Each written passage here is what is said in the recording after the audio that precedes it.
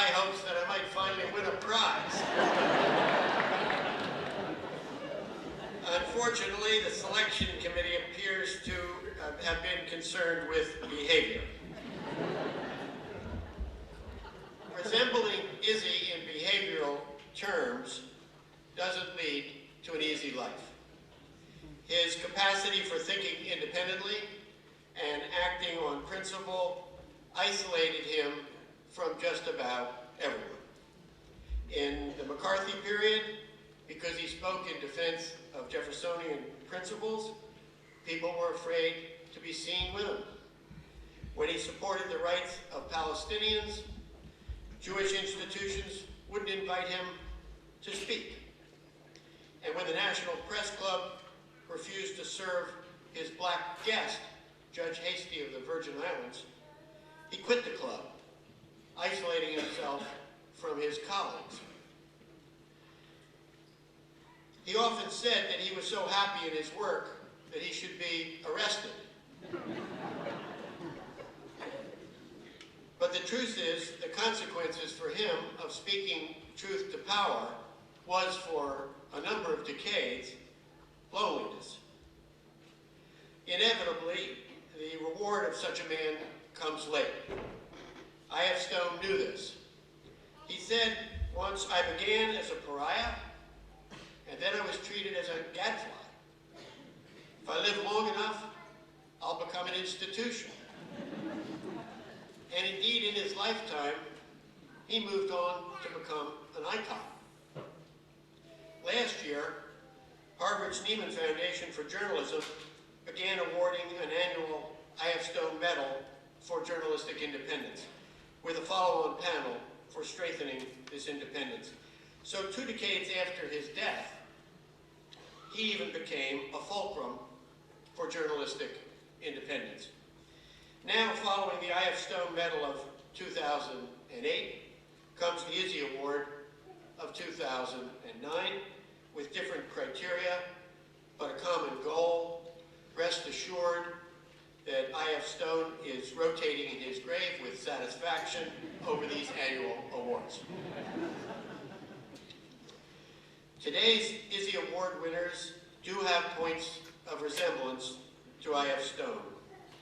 Glenn Greenwald is a close reader of official documents and a principled critic of the tendency of the executive branch to exceed its rightful powers. He's been a fearless critic of government officials and complacent reporters. He's shown a willingness to challenge conventional pieties, including unthinking support for Israeli hardliners. Amy Goodman's career also has similarities. She speaks up for the disenfranchised. She gives her audiences facts they don't hear from the traditional media. She's an investigative journalist and writes often about human rights. Like I.F. Stone and his weekly, she founded a vehicle, Democracy Now!, that takes no advertising or money from corporations or governments.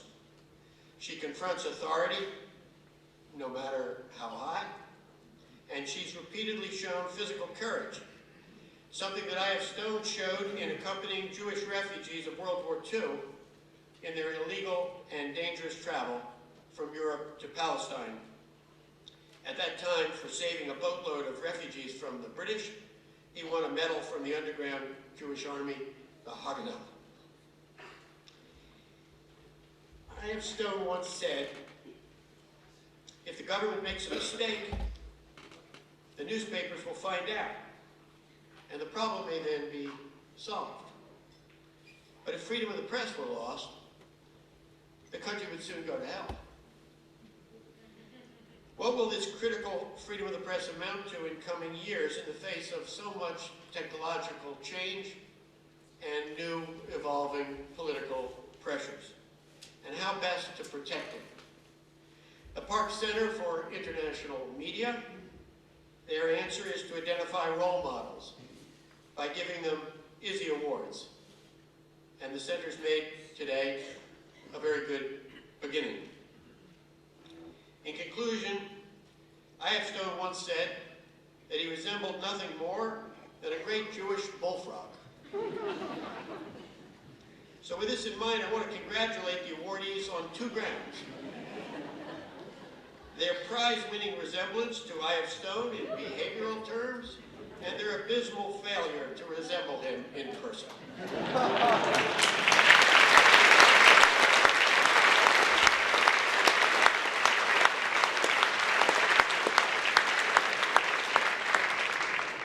The award winners have a magic box there. They can lift up the ingredients. It's a